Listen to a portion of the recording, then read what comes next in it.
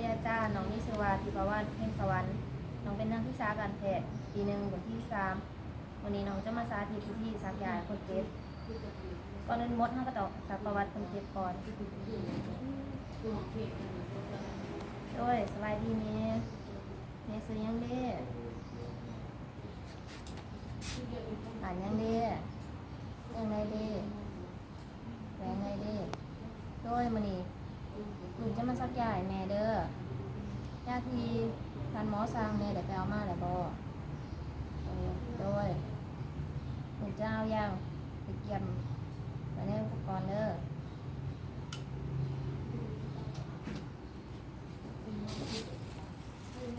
เราก็จะมาล้างมือหากันต่อ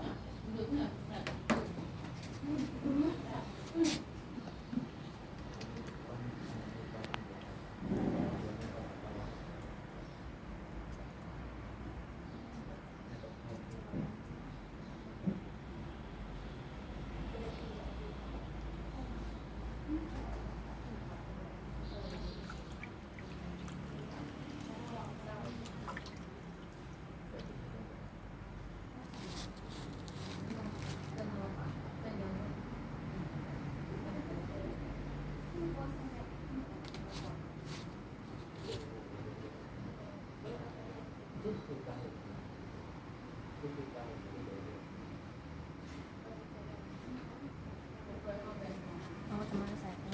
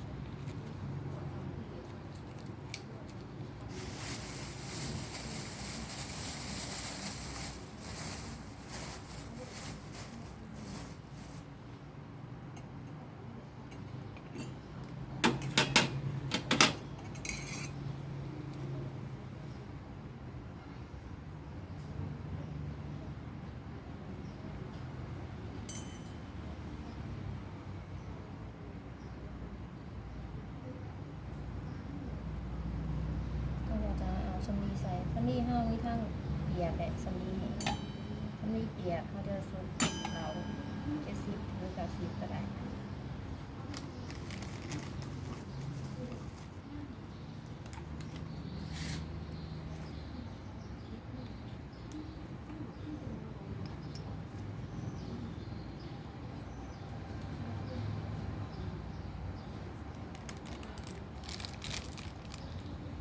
มาเดินทีมวันเดินทีมรถอะไร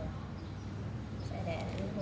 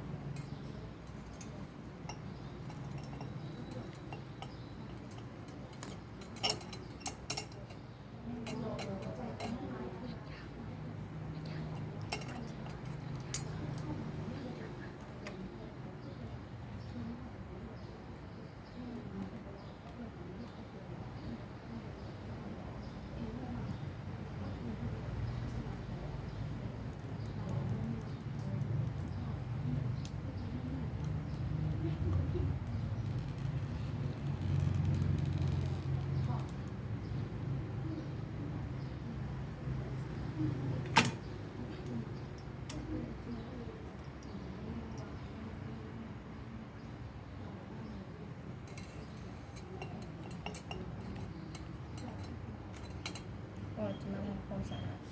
หลอดยา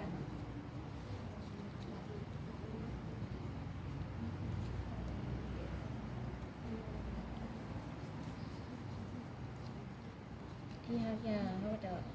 ต่อปากเป็นแฟตเนาะปิดความปลอดภัย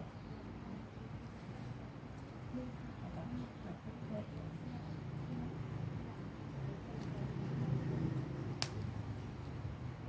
เราก็จะชิมเนาะ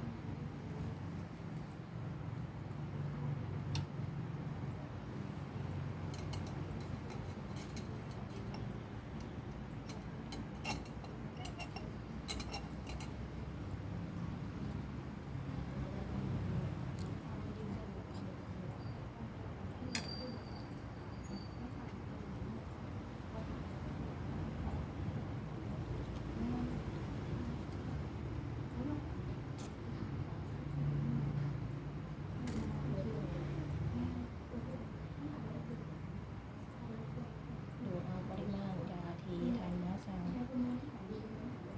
ตามปริมาณที่ทานหมอสั่ง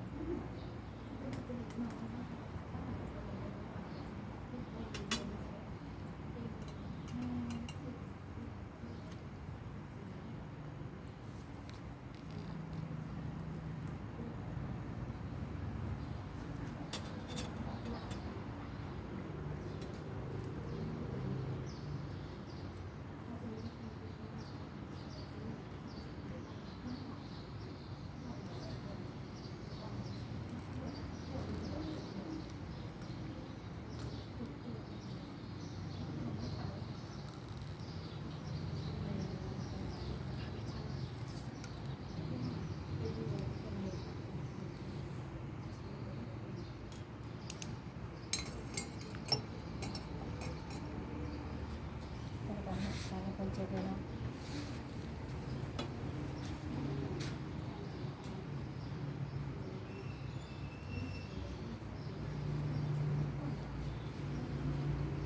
ตอนนี้มดเขาบอกทำความสะอาดและวิธีแบ่งส่วนของกระดูกเติมแต่กระดูกที่ยักเอากระดูกสักกอกเอากระดูกฟอกซิสกระดูกฟอกซิสไปตามห้อยของสมูกและขึ้นไปตามหากระดูกยาส่วนแบ่งเป็นชิ้นส่วนก็คือบนเครื่องดานหนอกของสมูกเนาะเราก็มาทำความสะอาดก่อนในกรณีที่ยังเปื่อนอยู่เราก็ทำความสะอาดอีกเนาะจนกว่าจะสะอาดเราจะสามารถใช้ได้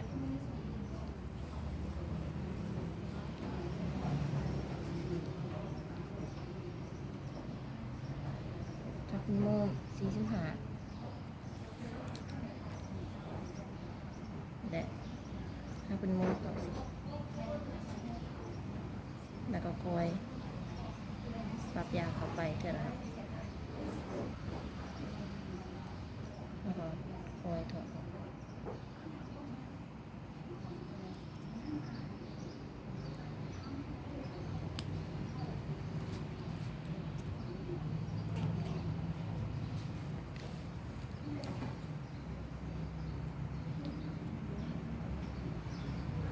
แนะนำบ่ให้คนเจ็บมาถูมาถูบริเวณที่ซักเพื่อให้ยากระจายตัวไว้แล้วก็จะมาเมียนอุปกรณ์